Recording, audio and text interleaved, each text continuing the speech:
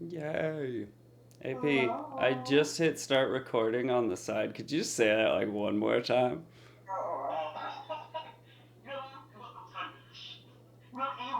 I just wanted some funny B-roll too. I knew that would get us some good B-roll. Yeah. Yeah, oh, we're recording now. We're good. We're good. Wait, do I need to include desktop audio? Yeah, I would need to include desktop audio, right? Oh, yeah, because I don't want the recording to just be my audio. So, okay. I gotta fix that real quick. Why does it not show that there is desktop audio?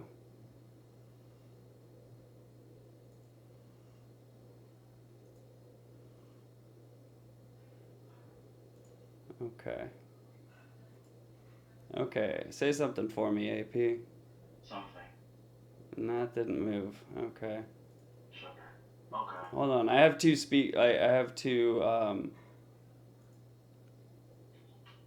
things. Oh, I had clicked the wrong thing there. Okay, say something again. Something. There we go. I have you. Okay, so it's been recording this whole time without your audio, just me, but now you're here too. And there's other Beautiful. people. Hello, other Awesome people. sauce.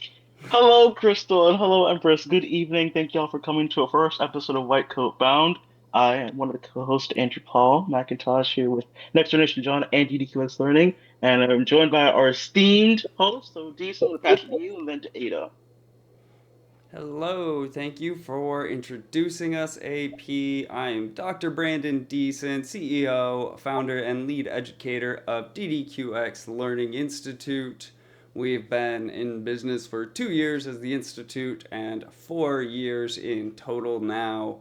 And what we do is we teach medical students and pre medical students better ways of learning. We're all about frameworks, methods, and tools for success.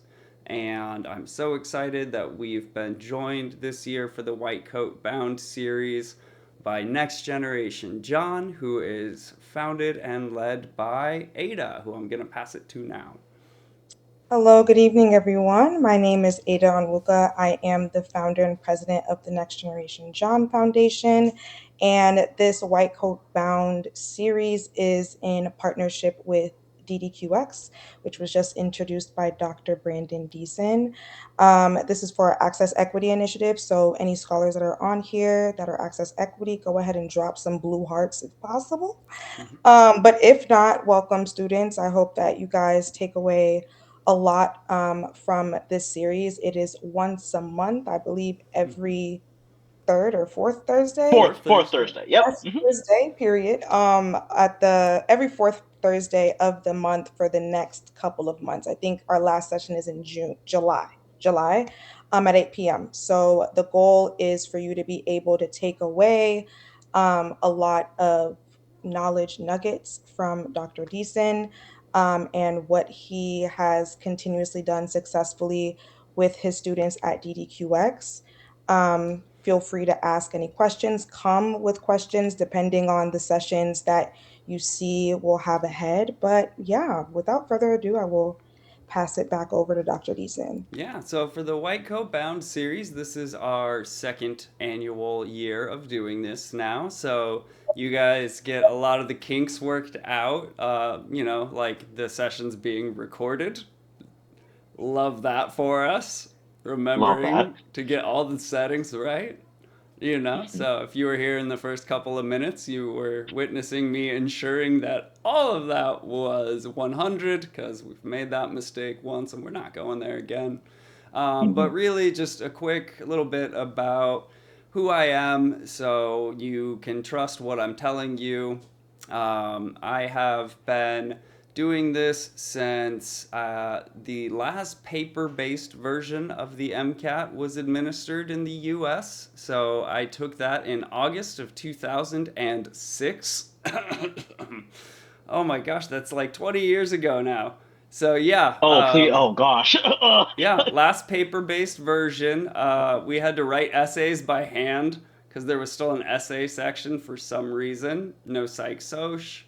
So we lost the essays, and you guys got psych soc instead. You had it better. The essays were ridiculous. Um, but I've been around not only since I took the test, I was hired to teach and tutor for Kaplan Test Prep, which you may have heard of before. I think half of MCAT students still use Kaplan materials.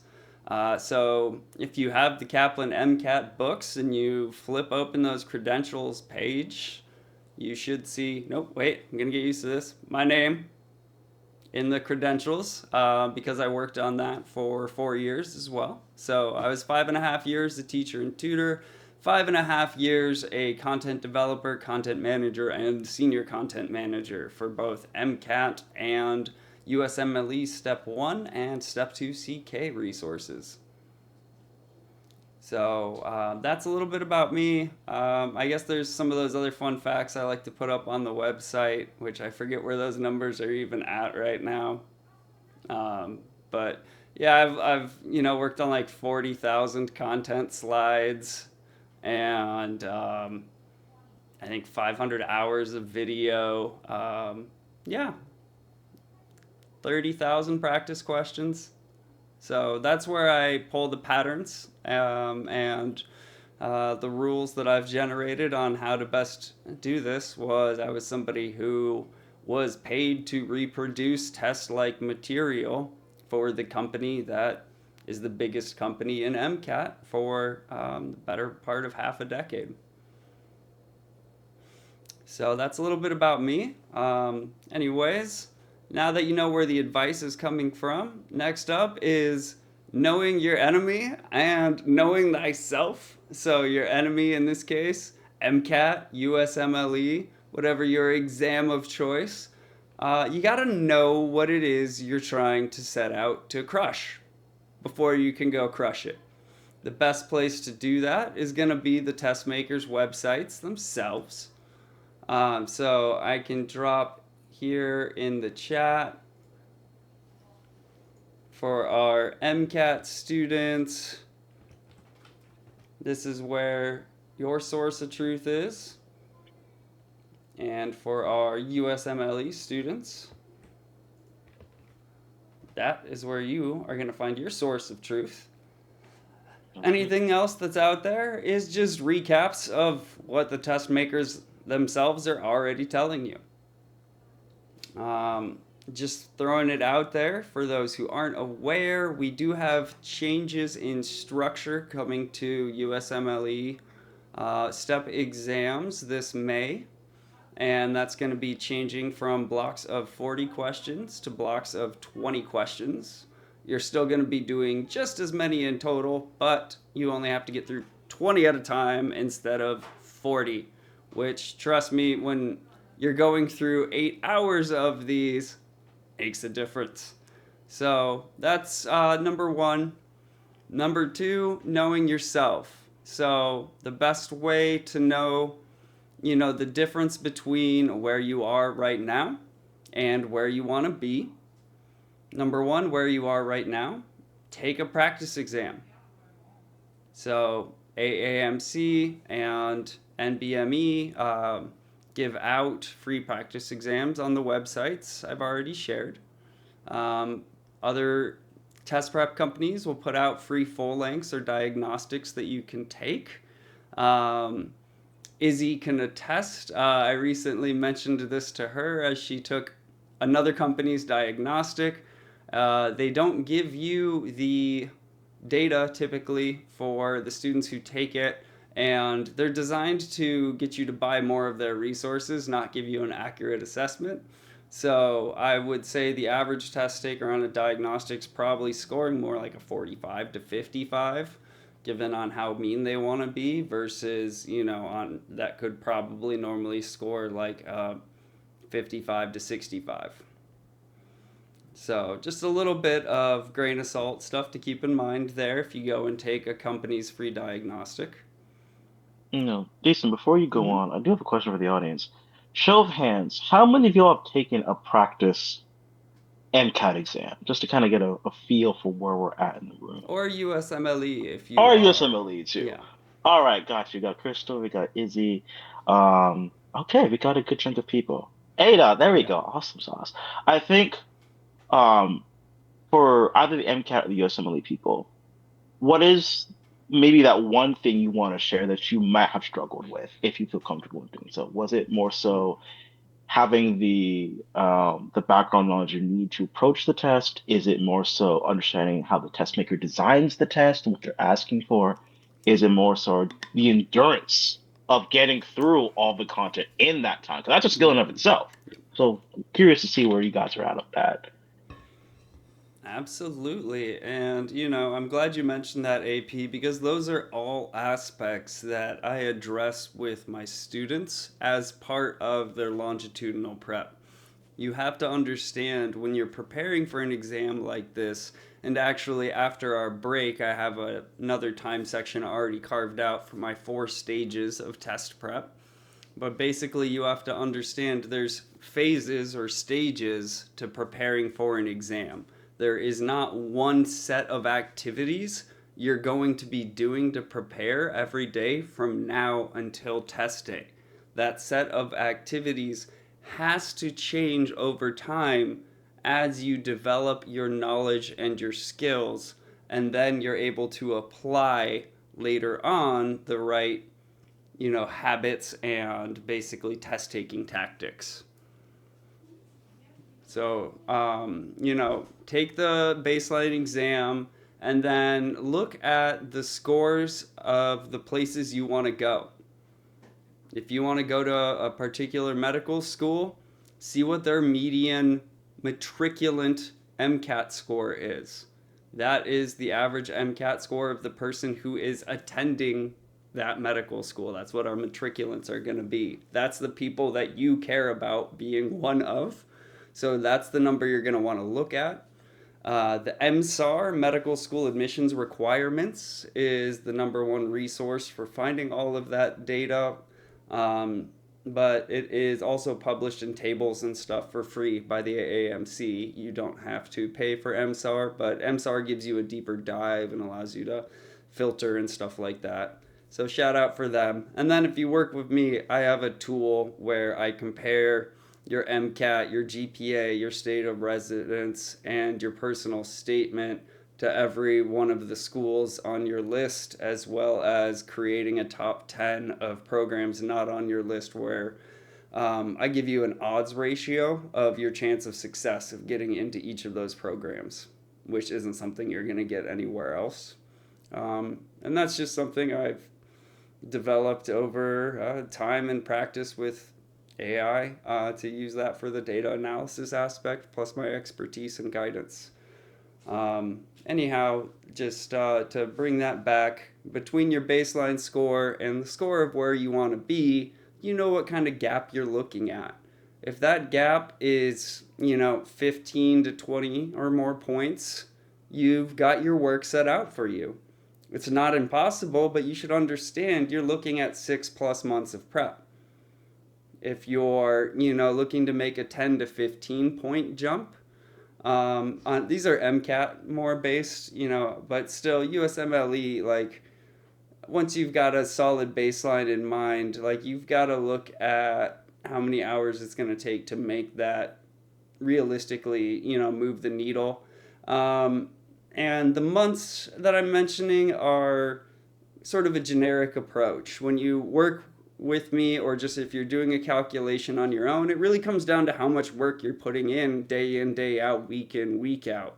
It means a whole lot more if you're putting in, you're doing nothing but dedicated prep for this exam versus I work full time and I go to school full time and I review for 1 to 2 hours in the evening. That's going to be different time frames because that's not the same number of weeks or months to get the hours you need. So it's really a matter of total hours. MCAT, you're looking at an average of 300. USMLE step one, I don't have the data at hand, but you're probably anticipating around, I would say it was about like 400 hours back in the day, but the average has dipped since it changed to pass fail exam, since you don't have to go for the highest score possible. So probably more like 250 to 300 for step one, depending on where their baseline is at.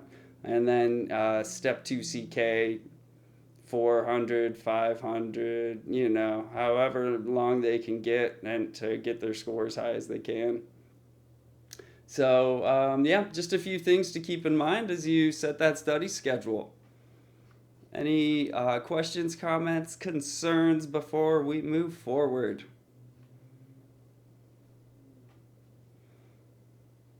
Awesome. I think I have a question I want to pose to the audience for you Mm, guys. Um, all of you came for different reasons, so I appreciate each and every single one of you being here. What's the one thing you can either tell it out loud or put it in the chat? Remember, I'm monitoring that. What's the one thing you want us to make sure that we address in this event? Because again, we put these things on for you. This is us dedicating our time, this hour and a half, to help you get where you need to go. So the value you're going to get out of this event is you asking us questions, and we will do our best to answer them as best as we possibly can. So, what's that one thing that you want to get out of this chat? I'm curious to know. hmm. Me too, because I could talk about anything for well more than an hour and a half, as the people in this room can attest to that are on camera. I need your guidance. I got you. We got a question. How Mm. to maintain clarity during an 8-hour exam? There we go. Other strategies than what I may be using. Okay, cool, cool. I love that. Um, anyone else? Those are great questions, by the way. I think Mm-hmm. on Crystal, for your point that you've been sharing, what to do about other strategies. I do remember from the previous work I did with the previous organization about 5.5 years, is that one thing I've noticed, and correct me if I'm wrong, Deeson, that the average student is using about five and a half, six resources to prep for their exam. Is that still correct? Is that still true? A little bit higher. You remember me saying that number from Hmm. when Kaplan paid me to interview 100 students and Hmm. ask them exactly what resources they were using and when and Hmm. why. And I came to the conclusion they were using 6.5 resources on average. Got you. During their prep period, dedicated only. Like if you looked at earlier, like M1, M2 time, there you could add a couple more on top. But usually, just in that few months, they were looking at 6, 7 resources because things changed from what used to be a comprehensive test prep market. You went to one company for everything. It turned into a maker prep market where students want to make their own prep kit by getting this company's Q bank and this company's video set and this other company's way that they explain just pathology. Shout out Pathoma. Love it. Got you, got you. Oh, we got a question from Lens here. I have heard that AI has become a game changer along with UWorld and Anki. Is that true?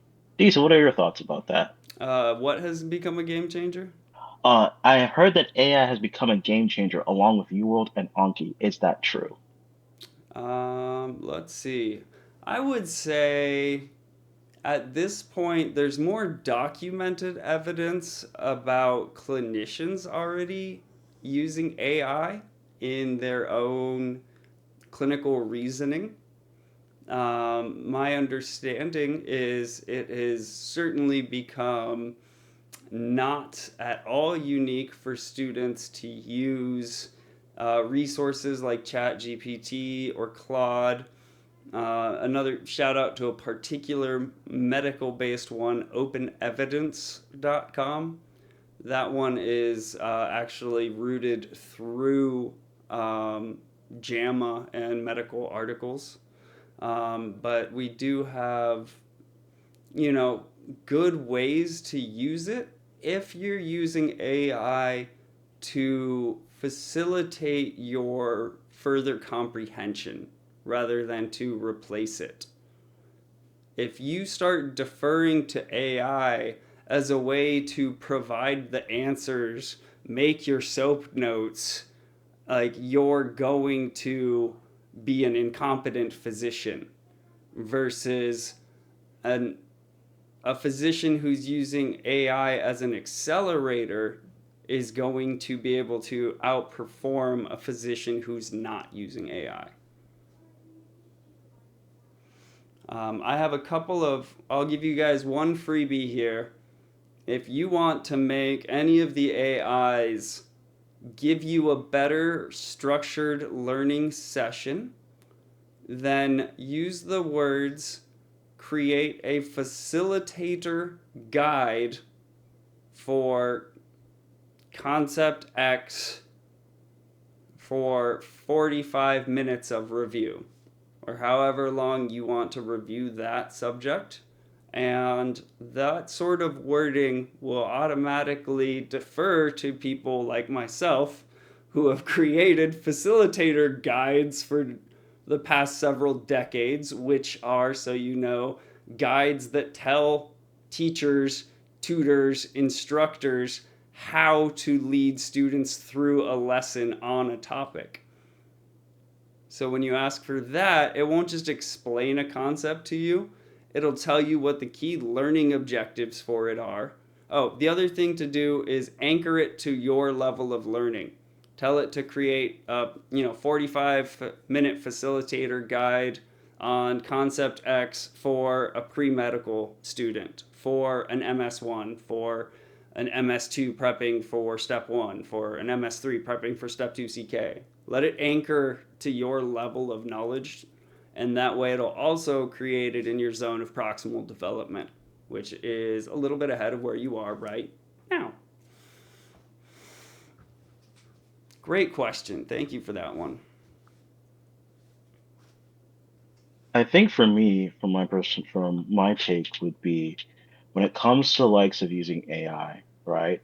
Um, I have been around enough in terms of the ed Mm-hmm. tech spaces to realize that there are real misapplications of using AI.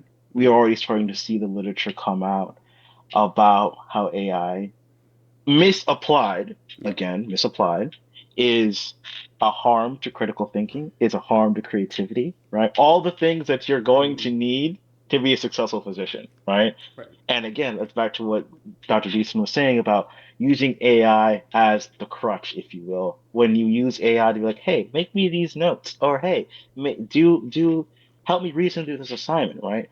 We are outsourcing those intellectual muscles that you need to be building, right?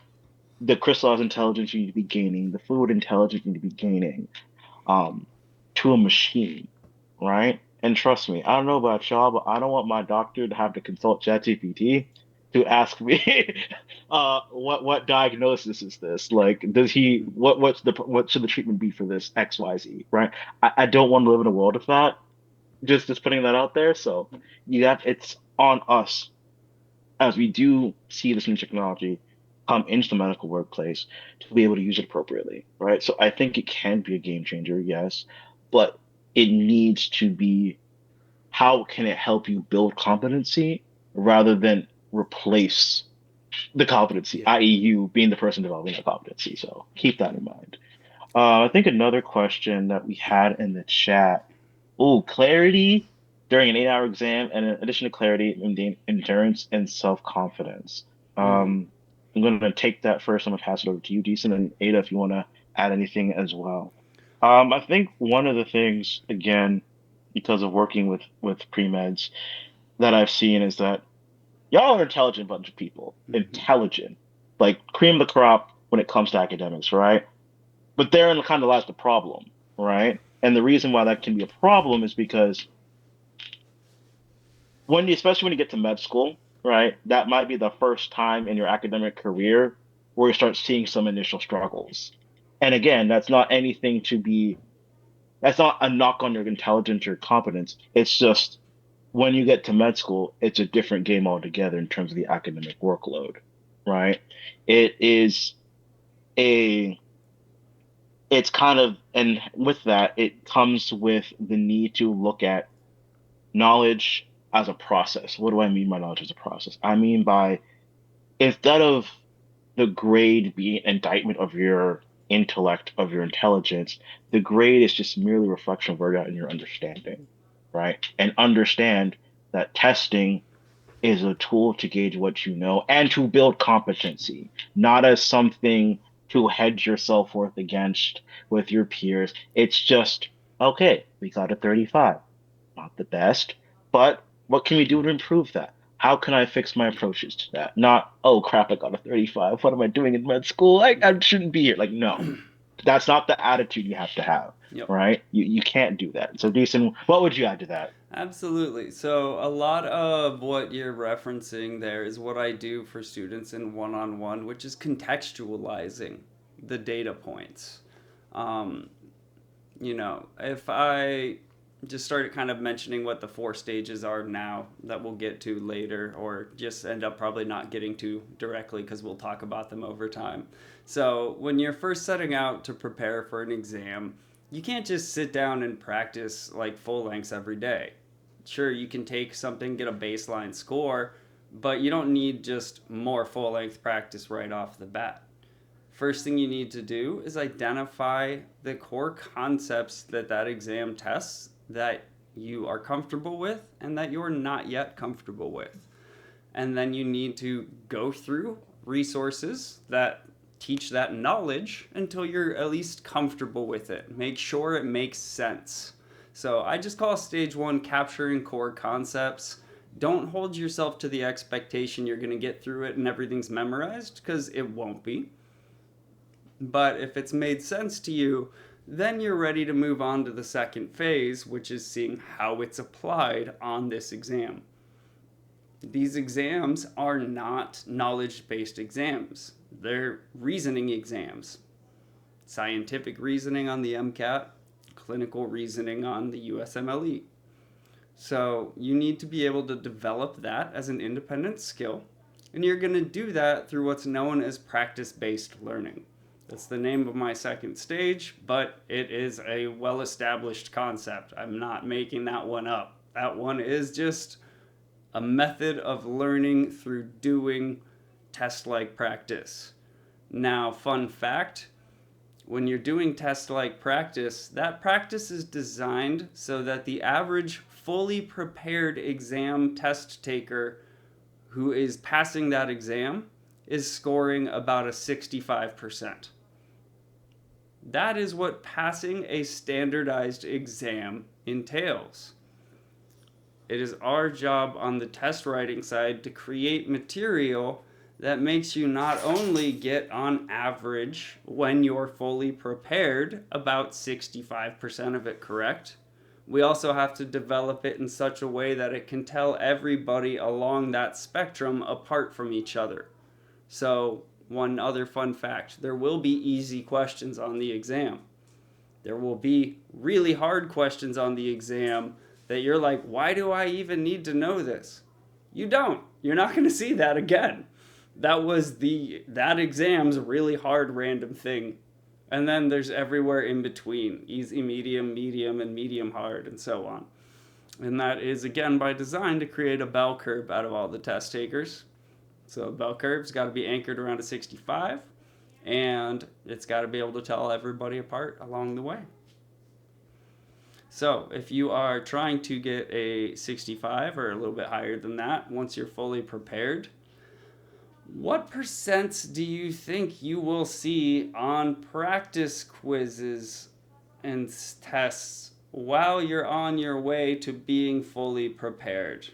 And feel free to drop those in the chat. What numbers do you think might pop up on your quizzes? Absolutely. So we'll see what other folks think. I see AP venturing 45s. Some of my folks, Izzy, Brianka, if you're willing to share a number you may have originally seen, yeah.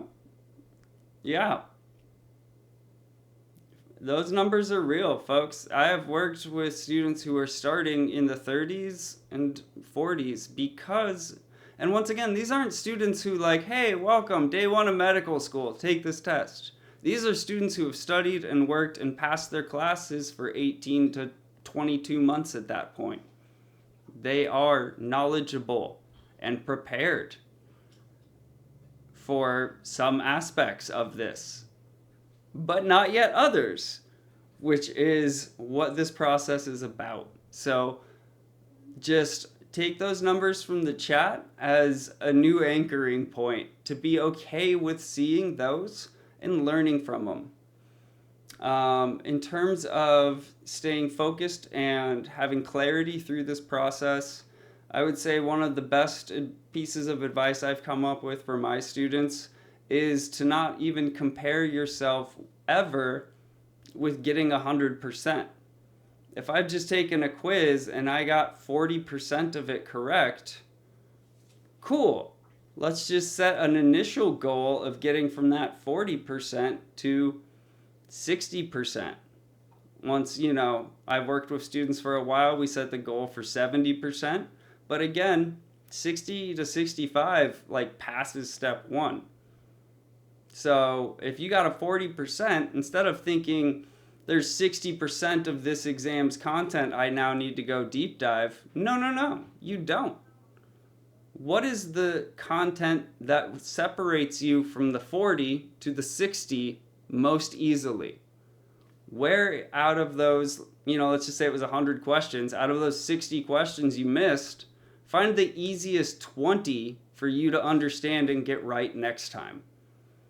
And if you re-anchor that way, you will not feel like you're a failure when that 35 pops up or that 40 pops up and feel like you're miles away from where you need to be, which I work with students who are dreading their 55s, and I'm and they're trying to deep dive 45% of that knowledge when I'm you only need 5% more to pass.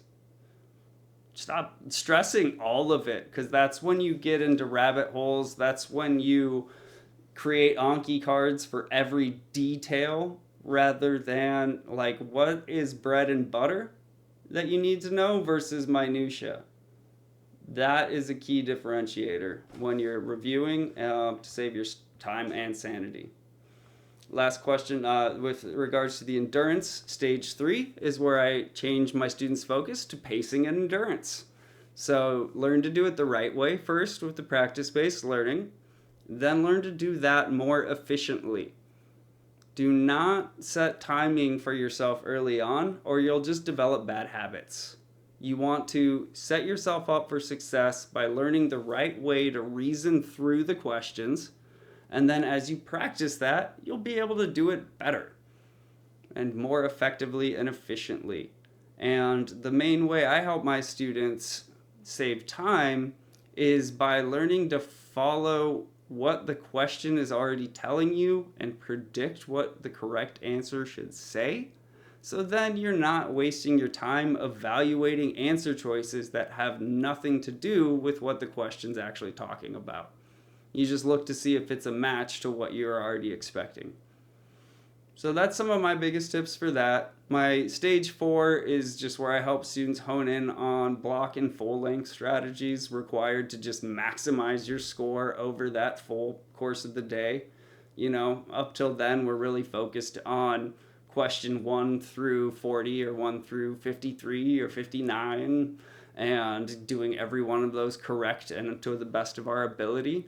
But on test day, it doesn't matter where you pick up your points. It just matters how many points you get in each section. They're not going to see some detailed breakdown. That's something I was just mentioning to a Step 2 CK student today. One of their weakest categories was OB-GYN, but medicine was only a little bit higher than that. OB-GYN's, 10-15% of the exam. Medicine's 55 to 65%. Go focus on medicine. That's where you're going to pick up the most number of questions as well. And that's one that I would say, big key takeaway, put an asterisk by this one, take it to heart, is that, wow, I did too many lead ups there that I made myself lose the train of thought on what that takeaway was. Note to self, don't do so much lead up unless you're ready to follow through. Just kidding. So, our big takeaway here when you're doing your reviews is, again, how do I get from where I'm at to where I need to be? AP, where was I leading off with that? It's been a longer day. No, you good. You good. Yeah. I think honestly, we were talking about the four steps, and I think we're gonna really, I think I want to pose a question to the audience, right? Yeah. Um, how do y'all plan to study for the MCAT if you got, or for the USMLE, right? I'm curious Mm, because again, as we've talked about, there are plenty of resources out there in the market, right? I'm sure you've consulted your pre-med advisors, your yeah. med advisors, your friends, on how to best plan for this. So how do y'all go about the process of I'm going to plan for this? What does that look like? So, as the audience takes time to fill in their answers to that, I would just say you need a resource like for each of these stages I've been mentioning. Building up a knowledge base has to come from a book or video series that you trust. Practice based learning is going to come from a Q bank. Doing your pacing and endurance, that could come still from Q bank, but that's also starting to build in some full length practice. And then your block and full length strategies is definitely going to come through doing more practice full length exams. So, making sure you have a book or video series that sets the foundation, a Q bank that gives you plenty of practice, and then full lengths so you can practice that real simulated environment, and hopefully ones that have been like anchored well and can give you realistic score approximations.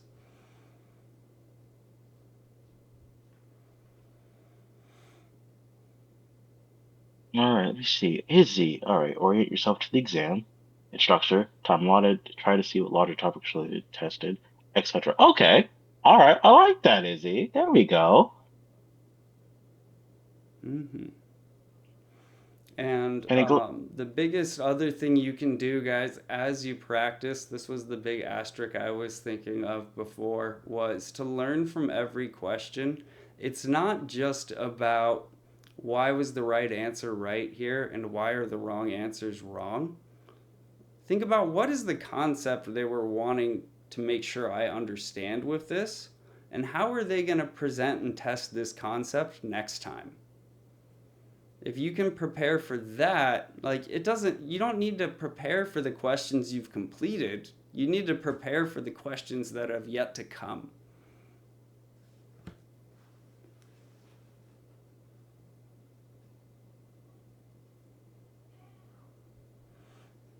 anyone else want to share how they prep either for the MCAT or for the USMLE? It So is a is process. Yeah. Oh, go on. Oh, no, I was just reading Izzy's comment. Izzy said, first, I orient myself to the exam, its structure, time allotted, try to see what larger topics tested, etc. Mm-hmm. Yeah, and pay Oh, attention, guys, when you're doing your review to not even the subjects or systems that you necessarily get the lowest percent in, but where you miss the most questions. So for step one, for example, it might tell me I got a 25% on dermatology and a 40% on cardiology. Well, I got my 20% on derm because there were four derm questions and I got one of them correct. So there's three other derm questions I maybe could have gotten, and those are going to change every time. And I suck at derm, and it would take me a really long time to maybe get those one or two more questions right. I go look at that 40% in cardiology. That was based on like 20 cardiology questions, where I got eight of these right, which means I've missed 12 cardiology questions that I could potentially get more points next time. So that's where you want to consider both your performance and the yield of the concept itself and that subject or system. gosh, we got another one from Lenties. I do apologize if I misspoke. Let's see. They said Kaplan books, your Blueprint, AMC exams, and Anki. Go through what's on the MCAT and review the content categories. Build mental maps. Got you. Yep, And then yep, yep. Brianka said, Anki, you will practice questions, fill in content gaps with sketchy and YouTube videos, review with a pre-made Excel sheet, analyze why I got the question wrong. I focus Mm-hmm. on the why and not the what when studying. Okay. Yep. Gotcha. Thank you all. Quick shout out to when you're preparing, a great way to do this. Quick raise of your hand if you've heard of SMART goals before. Right? SMART goals has usually come up in lots of different places in different ways. So, what I'm going to tell you is to add an ER to the end of that and prep a smarter way. And the way you're going to do that, AP, can you remind me of what SMART is before I get into the E and the R? We are going to be specific in our goal setting. We're Mm-hmm. going to be measurable. We're going to be attainable. And we are also going to be, oh gosh, what are the art? Realistic. There we go. Mm-hmm. And yes, we need a deadline. Someday is not a deadline, Yeah. but Sunday, 3 days from now, Friday, Saturday, Sunday, the 29th is Yep. a deadline. Time bound. Okay, so then with the E and R, what you actually need to do to be successful in the long term is not just keep setting goals for yourself, but you then need to evaluate how effective that goal was and how well you adhered to it, and then you need to refine for moving forward.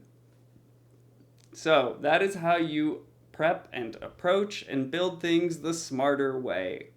You have to do all those smart things, but then actually see how they worked out in real life.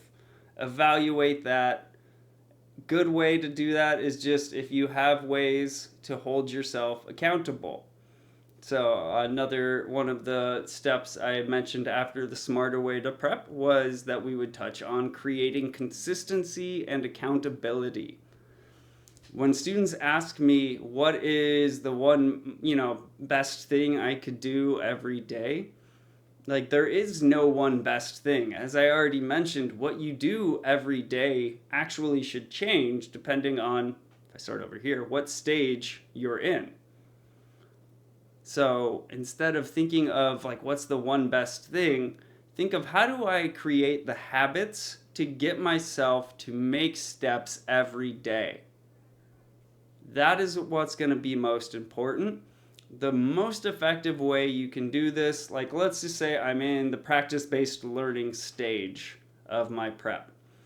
Instead of doing like 10 questions and then spending hours reviewing the concepts in those 10 questions and then getting 10 more questions done and spending hours reviewing that and then feeling like you're done, and I only got through 20 questions and it was mixed stuff. And let's see, UWorld's USMLE Step 1 Q Bank is 3,719 questions last I had checked. So you do 20 of that and you feel like you didn't get anything done. You gotta learn to chunk, take it a section at a time. I'm working on pathology, and there's only 39 pathology general principles questions. I'm going to sit down at the beginning of my day, do all 39 of those questions, which would only take an hour if I'm about on pace. So if I'm not on my pace yet, maybe hour and a half, and then they're all done for the day. If you do that from 8 to 9 a.m., I'll give some of you that like to sleep in a little longer, you could kick that back a couple hours, but hey, that's still the start of your day. AP, I'm looking at you. He's just lucky he's a couple hours ahead of me time zone wise, so it works out for him. But exactly that, if you start your day with 1 hour of hard work, no matter how the rest of your day goes, you did that thing. You did 40 questions. Now, hopefully you can get through reviewing them. And if you can time cap your review to not chase everything and instead say, how do I get from my 40% to the 60% or 70%? Then I don't need 6 hours to review those 40 questions. I can do it in 2 to 3 hours. And then I can spend my afternoon doing another 40 question block and getting through the review of that. And then, oh, look, you went from getting 20 questions done a day to 80. And if you do that 6 days a week, because I never recommend doing 7 days of like prep a week, you're at 480 questions a week. UWorld will be done in 7 weeks that way. That is how you get through a QBank. It is the daily commitment to the part of the work that's hardest, and then you do the best you can with the rest of the day. So that's what I had to say up to our intermission time. That's the consistency part. Accountability is having a way just to check yourself off. Create that daily schedule for yourself, the minimum set of activities that go into it, so it doesn't look like you have like 600 things to do every day and you terrify yourself. Or if it's me, like if it gets above like 6, 7, 8 items on my list for the day, my brain just starts going like, nah, I'm just throwing in the towel now. They could be like 2 to 5 minute tasks. But if my brain sees like 14 things on a list that I have to do, it's like, nope, I can't do that. So yeah, pick a hard thing, rip off the Band-Aid, get that done, keep your list to 6, 7 things, not like chunk it in a way that it's not so freaking overwhelming. And then if you have a coach, that's great, that's what they're helpful for. But a study buddy can be just as good. Or even like a boyfriend or girlfriend who knows what you're doing, or a friend who knows, because, singles, hey, do what you gotta do. Like, live your life, be who you want to be, not what somebody else wants you to be. Just saying. A friend that knows what you're up to and can be like, did you do your 40 whatevers this morning? Cool, good job. I knew you could do it. They don't need to know more than that, but they could check in with you and see if you did it. So that's just some of my general advice for there. Let's go ahead, and I always like to take like 5-minute break halfway through stuff so I don't burn out. So let's go ahead, and everyone can have 5 minutes to grab a drink, use the restroom, do whatever you got to do. And when we come back, we'll tell you a little bit more about DDQX Learning, Next Generation John, and our shared mission and the other white coat bound events to come. So thank you for hanging around with us. And then, of course, we'll have our live Q&A as well as our prize giveaways sponsored by DDQX Learning, because I want to give you guys all free stuff, but I can also give you discounted stuff, I've been told. Working that one out with the finance person. It's that one right there. All right, thank you guys, everybody, for hanging with us so far. We'll be back in just a few.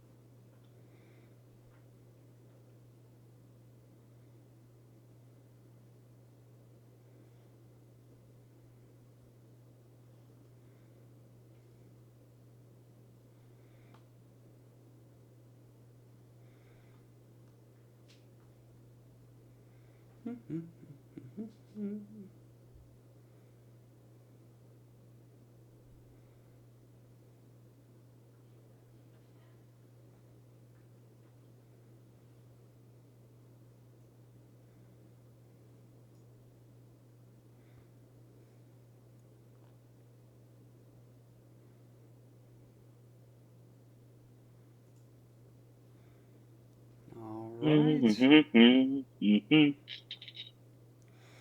So our remaining agenda for the evening was to talk a little bit about what DDQX Learning is here to offer students in terms of support, a little bit about what Next Generation John is doing to provide equitable access to resources for pre-medical and medical students, and then a shout out to our White Coat Bound events to come. In terms of the 4 stages to success, those reference the 4 stages in my Aim High, Score Higher book, which several of our attendees have already filled out the form to receive a copy of that on my webpage as well. So I will be getting those copies out to you tomorrow.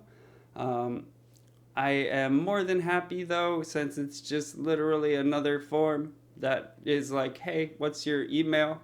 So that I could send it to you. Everybody who is attending today's event, I already have your email, so I will be sending all of you a free copy of Aim High, Score Higher. No need to fill out the other form.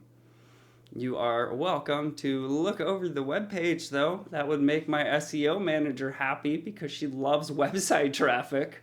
So if you want to see what Aim High, Score Higher entails, that has a bunch of details in one-pagers up there that you can download. But I will be sending all of you the 41-page book that walks you through all of these 4 stages, as well as before that, how do you understand the exam you're going to take and set a realistic plan, then do those 4 stages. So that is going to be coming your way. Thank you, Amy, for including the link there. So we do not have to spend more of our time this evening going over the details of those 4 stages. But I would like to tell you guys a little bit about what is coming up this summer that is new for DDQX Learning, which is an expansion of the methods that have been proven in my one-on-one tutoring and coaching for 4 years now with 100% outcome success. All of my students who have come to me for MCAT support have gone on to get into medical school. All of my students who have come to me for STEP support have passed and done well on Step 2 CK and gotten into residency. So now I'm expanding that into courses. However, they are not going to just be prep courses as you currently think of them. That is not what I'm here to compete against. I'm not trying to be a comprehensive test prep course for the MCAT or USMLE. What I want to teach you guys is what they don't teach you in those prep courses and they don't teach you in undergrad or even medical school, which is how to think like a clinician. I have developed 4 courses, 2 for pre-meds, 2 for medical students, to introduce you how to diagnose like a clinician and how to treat like a clinician. So learn to leave your student mindset behind and start thinking like the future physician that you're going to be. And the sooner you start doing that, the more effective you can do in your exam prep, the more effective you can do on shelf scores, and the more effective you can perform on your clinical rotations. Because what the doctors on your rotations are looking to see isn't that you have the correct answers. It's how you've reasoned your way through what's been presented to come up with the best possible plan with the information at hand, as well as that you've considered the alternatives. That's something you never have to do when you're just prepping for exams, is justifying why it's not B or C when the answer's D. So, learning to think like a physician is what these courses are all about. There's going to be self-paced versions that are going to be available for just $149 each or $249 for the combo pack.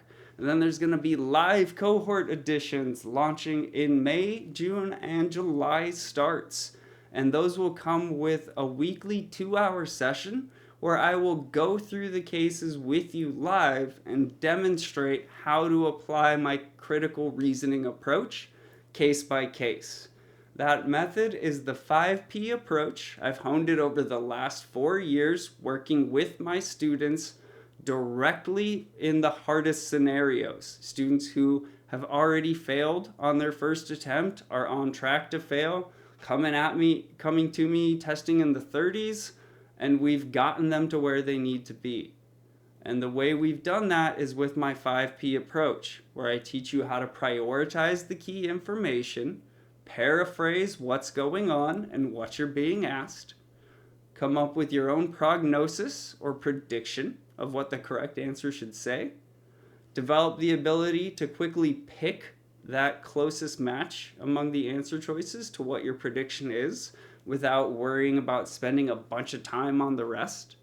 And then finally, when you're reviewing, how to perform your review like you're doing a post-mortem. Now, in medicine, when somebody dies and we do a post-mortem, say Mr. Johnson comes in with a AAA and dies, rest in peace, Mr. Johnson. We're not talking about how to help Mr. Johnson next time. Sorry, he's already died. We want to know how to help Mr. Jones or Miss Smith when they walk in with a AAA, which means how could they look similar to Mr. Johnson but different as well, so we don't miss this. And that is how you want to learn to prep, by learning to think again, not just of why the correct answer is correct here and why the wrong answers are wrong, but what are the future cases, the future questions I'm going to see on this underlying concept and how to prepare for those. You start doing that, then you will be on the pathway to success. That is all I will say for DDQX Learning for now. You can check out more for both of those at ddqxlearning.org/premed-courses or ddqxlearning.org/medical-courses.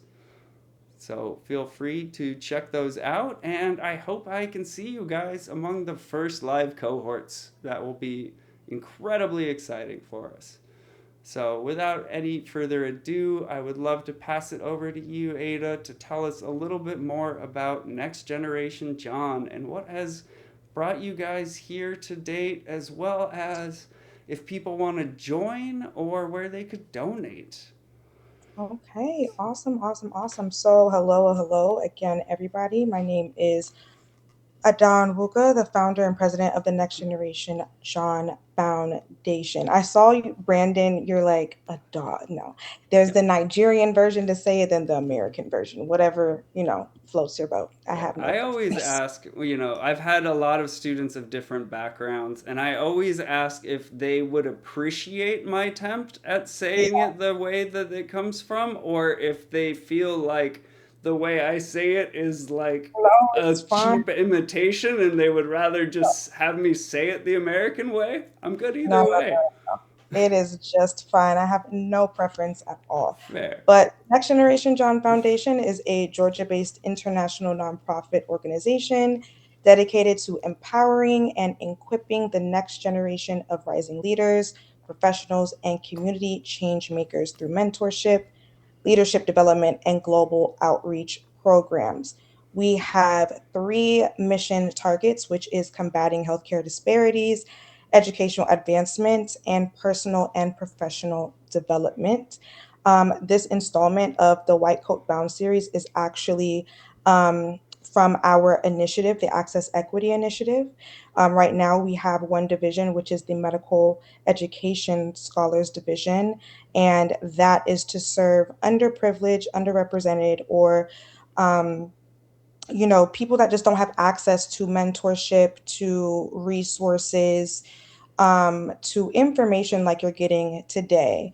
So, the premise of the organization is just to be a bridge between access and the people of the community.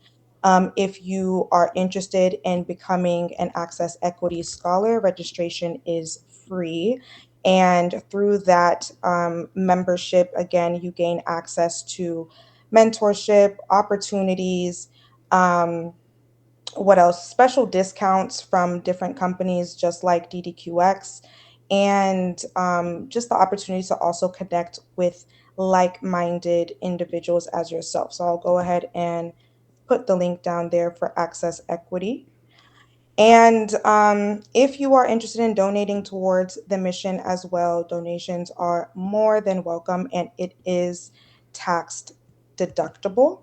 So I will also send that link below as well. If you are also a student who is looking for research opportunities, I know medical school, pre-meds especially as well, are looking for those sorts of opportunities. We do offer that through the Access Equity Initiative. We currently have two cohorts being led by our VP of Health Equity and Community Impact and our Director of Health Research as well. They're leading two different cohorts. So as soon as cohort availability opens up, you will receive an email letting you know the application is open, and you only get that information as an Access Equity Scholar. So I would highly recommend you signing up and registering and making sure that you do allow marketing emails as well. I know it is very like we're all prone to opting out, but I promise we do not bombard you with emails. We're just sending relevant information for you. So that's all from me right now. But yeah, Awesome. what do you AP, have? do you have the other upcoming White Coat Bound events available to you to I recap for us? believe that I do. I will drop it in the chat shortly. But as we did mention at the very beginning, every Mm-hmm. fourth Thursday of the month, we will be having a White Coat Bound series. This will be a five-part episode series as we go through for pre-med students and for med students, in which we will go through and discuss various aspects of the journey. All Oh, right, we will yeah. talk about application prep. We'll talk about personal statements. We'll cover it all for you, right? Because the goal of this by the end of the series is that you guys know exactly what you need to be doing to not only get the scores that you need on the MCAT and the USMLE, but to get yourself, especially if you're at pre-med, to medical school and succeed in medical school. I just dropped the list of events in the chat. So obviously we're episode one today on March 26th. So episode two drops on April 23rd, and that's we're going to talk about personal statements. Not personal statements that put people to sleep, but personal statements that slap. Because And we in a all need a good good personal way. statement. In a good way. Yes. So, personal statements that slap, primary apps that stand out, secondary apps that set you apart, and interviews that intrigue. I always love alliteration, so I got to name the events, guys. So, you're welcome for that. Look, I was a writer for 10 years. I appreciate alliteration, okay? So, like, you are good in my book All always. right. So yeah, I'm excited. Really, I'll be sharing as much of my knowledge as I can with you all in each of those events, as well as giving away free tools and resources and discounts to bigger ones with each of our sessions. And then at the end of it all, if I see who has tallied up the best attendance among those folks, you will win an even bigger prize. So, if you attend our entire series, you put yourself at the best odds of maybe one of those higher ticket items that you saw on like the courses page. So, take a poke around and we'll see what's coming up with that. Some of the tools I'll be showcasing in future events personal statements, I actually have had a volunteer who is in attendance today to be our live guinea pig. Medical student Brianka Sanders is going to Woo-hoo! provide her personal statement for me to assess with my AI tool and provide what I call a personal statement score report that breaks down a quantitative analysis 1 through 100, the strength of your personal statement across 7 different score categories I've created.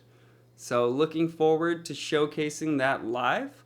I have used it to help medical students and medical students to land residency spots, including an IMG with a step 2 of 214 to get into a US medical residency.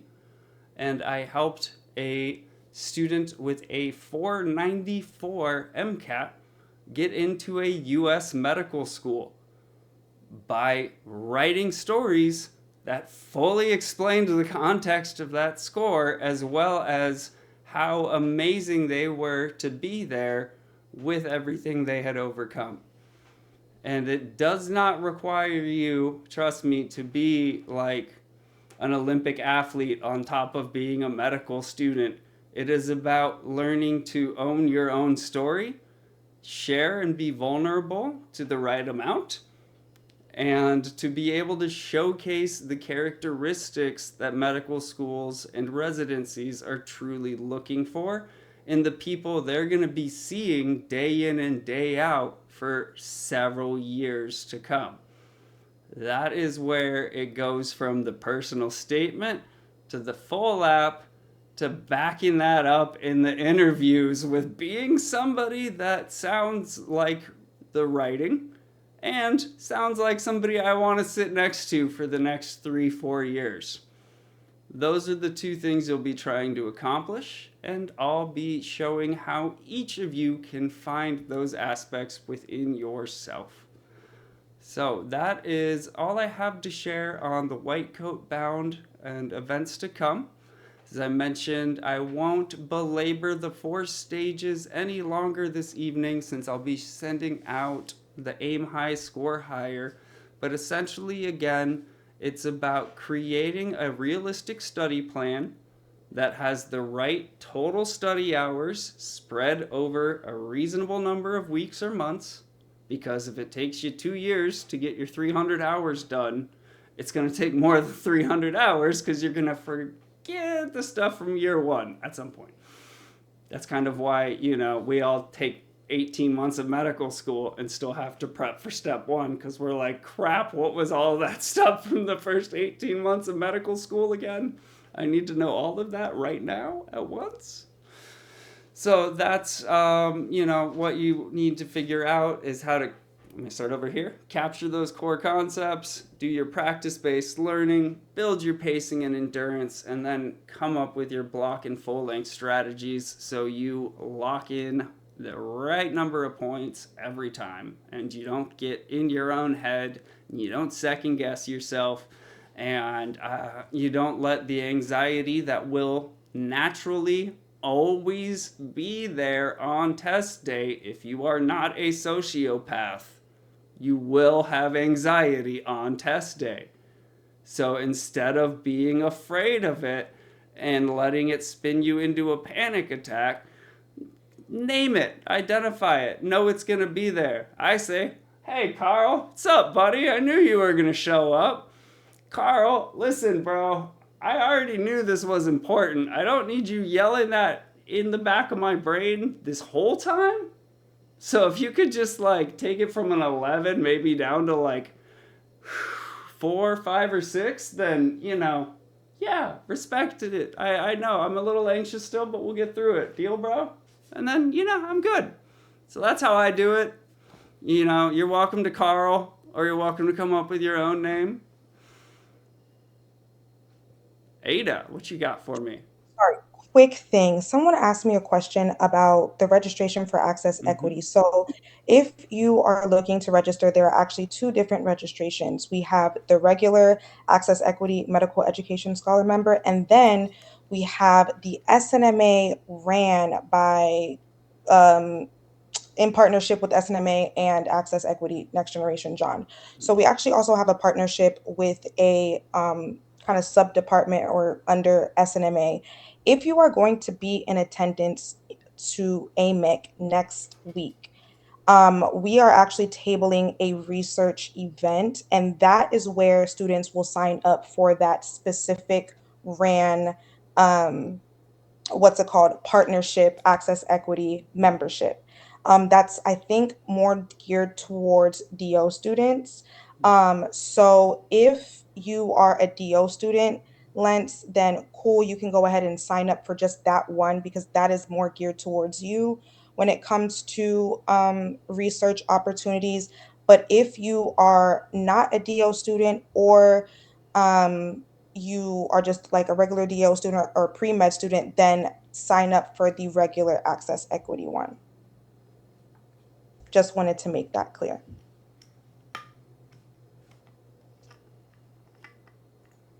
Awesome. All right. Well, that brings us to the Q&A portion then. So I am happy to answer any other questions you all have related to MCAT prep, USMLE prep, or if there's anything else that's, you're really dying to know about the pre-med or medical student process. You are more than welcome to ask from both my experience and the others here in attendance.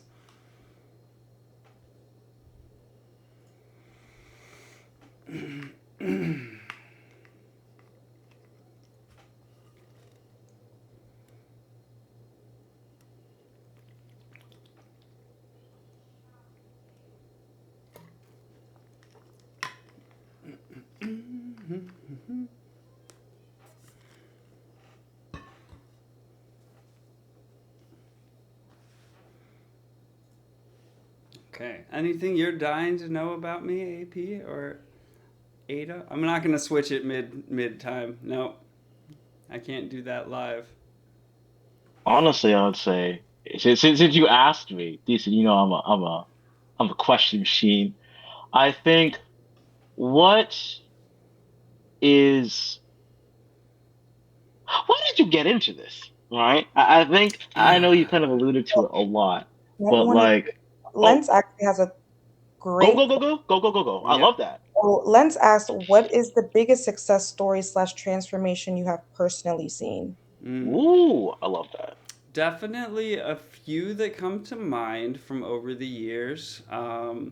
In terms of score changes, some of the most satisfying for me have always been when a student has come to me who's already failed step one and they either don't see the path forward to how they could possibly get past this obstacle or they don't see how they could do it in a reasonable time frame and they think they're going to have to delay for a full year, which happens to many medical students who end up failing their first attempt is they take so long in the re-prep that they push back so far. Medical school's not like semester classes, guys. It's like you stick with your class or you don't and you fall back to next year's class. So, one of the biggest turnarounds was somebody who came to me having failed step one and passed another take of step one 5 weeks later. That person's colleagues and fellow students that knew them who had also failed at the same time were befuddled at how quickly they were able to prep, like not let the first fail get in their head, prep, make a significant change to what they were doing in that time frame that then allowed them to pass. So that's one of my favorite stories. That was someone I worked with about a year and a half ago. Another one was somebody I worked with 3 years ago to maybe more like 4 years ago, because step one was still a numerical score, and they came to me 3 weeks before their step one test date, failing practice exams. And while they knew they did not have time to actually push back further at all, so I made a short term plan to patch up holes, and we got her to passing step one with even a numerical score. It was like a 196 or 198 or something like that, when passing was like a 194. So it was like, I made it, I cleared the bar, but just barely. But the difference was then I got to work with that student. Even just once a month we met and worked on my 5P approach and thinking clinically through all of their shelf preps and their step 2 CK prep. And that student improved 48 points between step 1 and step 2 CK and was able to go on and match into surgery. And she's now, I believe, a third year surgery resident. And it was always her dream to be a surgeon, and she thought that after she had barely passed step 1 that there was no way. There's no way I can, 1, do well enough, and 2, make up for this, in surgeons' minds. But I encouraged her to stick with it and to really start thinking like a physician every day for that next year between step 1 and step 2 CK. And so when the time came, she didn't even buy a tutoring package with me, like a bigger one. Dang it. I keep giving away the whole barn, I know, Amy. But that's what I'm about. Like, I try and teach you guys in the minimum number of hours possible the skills you're gonna need to do that in all the other hours we're not together. If I'm only meeting with you 2 hours a week and you're prepping 38 other hours a week, I am far more concerned with how I can help you effectively use those 38 hours than I am with how much I could explain to you if I don't stop breathing in like a 2-hour time period. So that's a couple of my favorite transformations.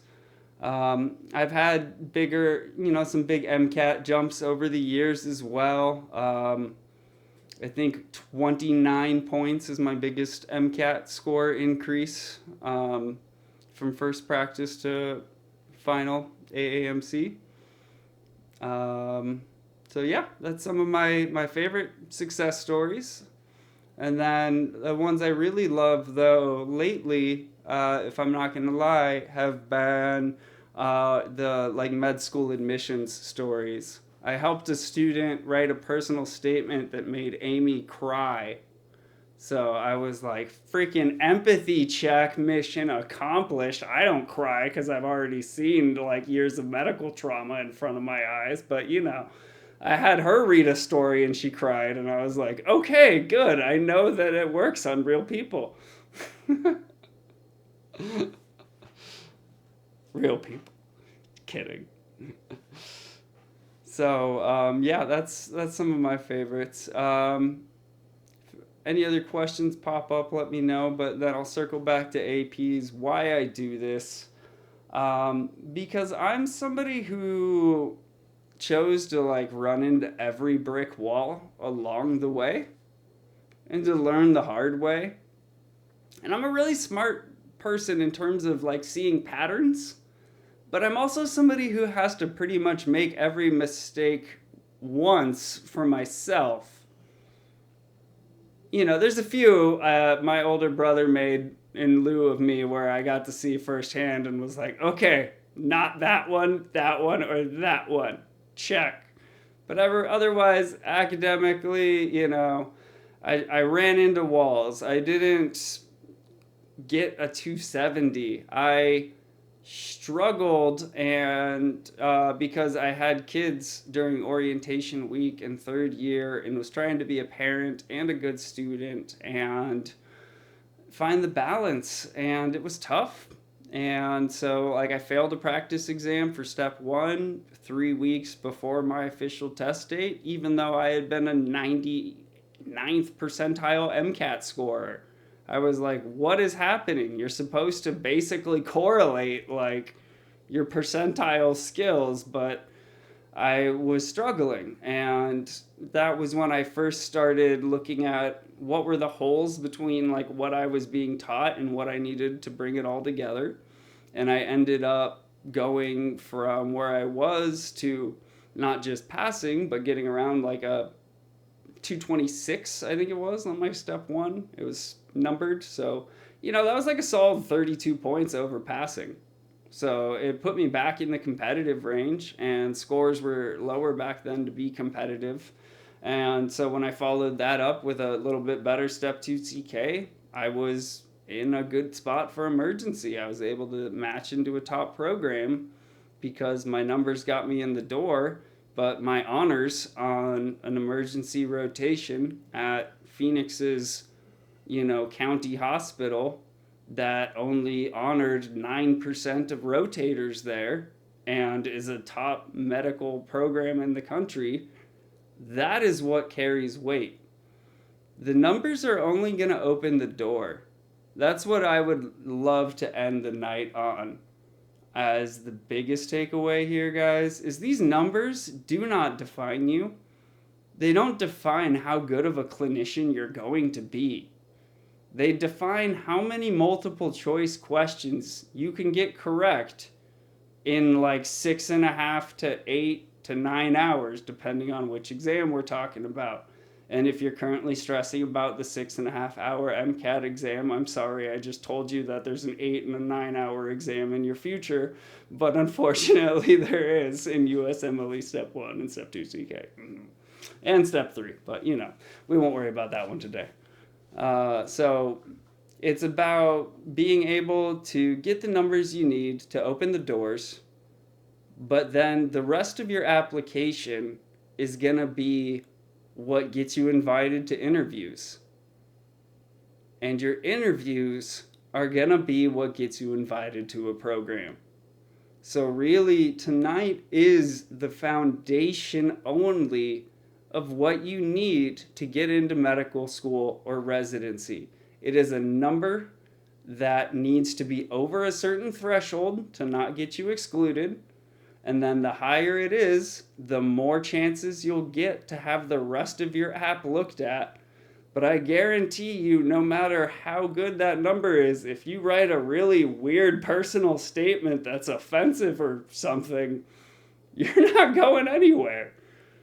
So, it's really, again, that's just the opener to be like, okay, I'll look at their app.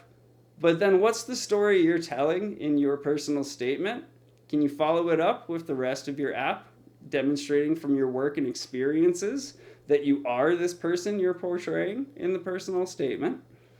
And then can you answer specifically in the secondaries? It's almost always why us? Or how good of a fit are you to our mission? So if you've done your due diligence on the programs and you know why you're picking them, that should come naturally to being able to answer those, which means before you're applying, you should be looking at schools through the lens of where you'll thrive, not just where you think you'll look good. That was the biggest mistake I made when I applied to medical school the first time and did not get in. Spoiler alert, I was a reapplicant. That's the other reason I do this AP, is because I learned I did not know how to tell a story. Point blank. When I came back, I actually took 4 years off, story for another day. But when I came back 4 years later, I was like, oh, buddy, this is why you didn't get into medical school. You don't have to pay a coach, man. I went and got 4 years older, and now I'm looking at this and going like, Yes. Let me also add, please, if there are any pre-meds in here, mm-hmm, never pay for coach. No, don't pay for coaching. There are courses out there. Don't pay mm-hmm. for research. Don't pay for how to get into medicals. Don't pay for it. Okay, that is stealing and wrong. Okay. I just wanted to put that out there because that is like an ongoing theme right Yeah. now in the med influencer Hmm. medical space. Like once a medical student gets into medical school, Yeah. they start selling a whole bunch of courses and ebooks and everything. Mm. Do not pay for Yeah. information that is free. Not to Agreed. be biased, but both organizations here offer a lot of free information. Mm-hmm. But even outside of us, there's a whole bunch of information on the internet that you can get. And then you Yep. also can find mentors who genuinely want the best for you that will mentor you for free. So I just wanted to put that out there. Absolutely. I sell admissions consulting packages, I won't lie, but I work under the operatus mundi that a few folks paying for high level one on one services allows me to provide resources to hundreds of others for free. So I have packages available. I help transform stories. They are very fair compared to the market of other experts, but you can get the support you need, and I give as much of this advice out as I can freely all the time. But if there's a couple of you who aren't in the Access Equity Initiative and who got some deeper pockets and want one on one support, happy to help you and then fund a lot of other cool shit with your money. So just gonna throw that one out there too. But any final questions for today? Otherwise, we will move on to what you guys will be getting for prizes. I did not get approval yet from finance for a big giveaway stuff. So I'm gonna do what we did last time, which is AP and I recorded a video of running a prize wheel with what the bigger giveaway was.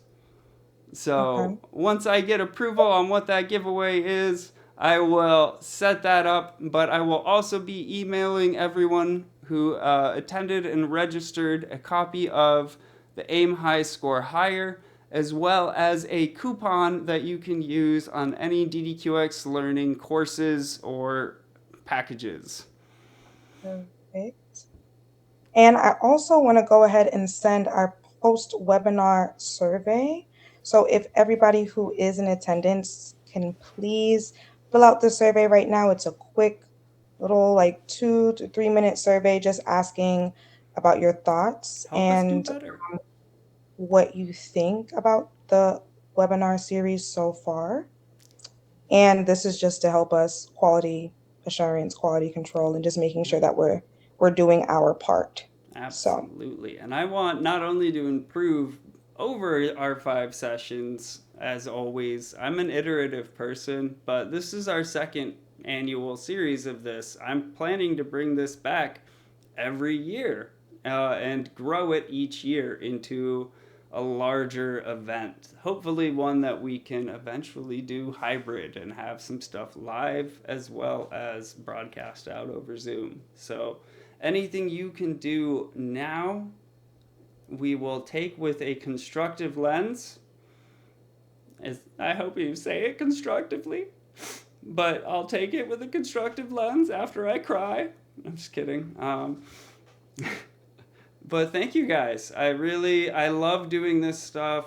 Um, so having an audience for it is even better. And the more we can grow, the more we can share this information and literally anything else you guys want to know. I'll be sharing more of my experiences of why I can give good application advice in the future events.